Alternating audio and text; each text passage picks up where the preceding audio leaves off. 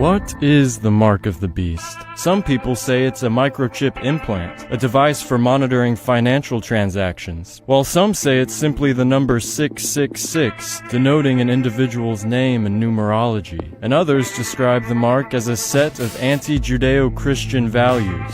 So what is the mark? What does it represent in the Bible, and why is this concept relevant today? In the received text of the King James Version's Old Testament, Deuteronomy chapter 6 is titled, "Remember God Every Day." So essentially, it's all about the laws that God gave to Moses on Mount Sinai, the 10 Commandments. "These words which I command thee shall be in thine heart, and thou shalt teach them to thy children. Thou shalt bind them for a sign upon thy hand, and they shall be as frontlets between thine eyes." In the Old Testament's original Hebrew, the word for sign means a beacon, evidence, or a mark. And in this context, it also means a promise to remember. However, in the same book of the Bible, Deuteronomy, this word may also be used to define signs from false prophets. "If there arise among you a prophet, and he giveth thee a sign or wonder, thou shalt not hearken unto the words of that prophet. Ye shall walk after the Lord your God and keep his commandments." Almost as a warning of the beast described in Revelation, the Old Testament makes it clear that the sign, mark, words of God are his alone, written in the Bible. Yet others can create signs, marks, or words that cause people to stray from the laws of God. This is the same subject that John the Apostle, the author of Revelation, was referencing when discussing the beast's mark. But who is the beast?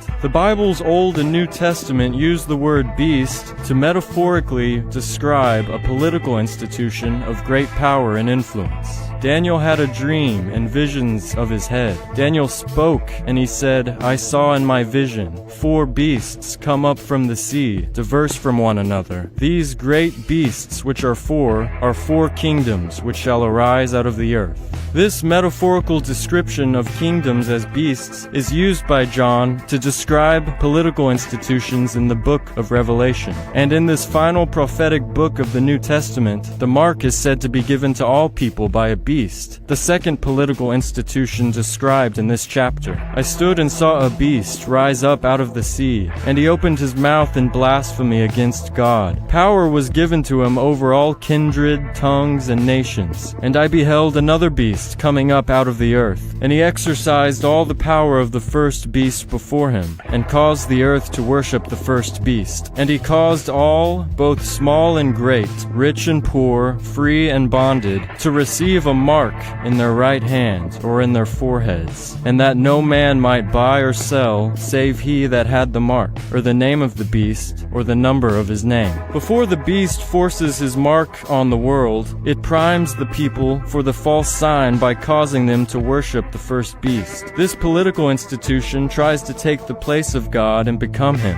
Worshipping the image of the beast is submitting yourself to a secular world without God in it. And most importantly, life is lived by a set of laws created by a political state. In other words, the law of man. Besides the beast and his mark, the book of Revelation even reminds the reader of God's mark, mentioned in Deuteronomy. And the people who remember God's sign are spared the suffering of those who accept the mark of the beast. "There fell a noisome and grievous sore upon the men who had the mark of the beast, and upon them which worshipped his image. These were cast alive into a lake of fire, burning with brimstone. I saw the souls of them which had not worshipped the beast, neither his image, neither had received his mark upon their foreheads or in their hands. And they lived and reigned with Christ. They shall see his face, and his name shall be in their foreheads. Blessed are they that do his commandments." Here the book closes with a reminder of the original mark, the sign of following God's laws in the forehead and hand. The laws of men are evil when they seek to supersede the law of God. For example, when abortion laws approve of murder, when wealth distribution steals from the haves and gives to the have-nots, or when Marxist ideologies encourage envy between neighbors to cause class warfare. So whatever the mark may manifest itself as, a microchip, an individual, or a set of laws, we must be prepared to resist the power and influence of the beast by remembering God and his word every day.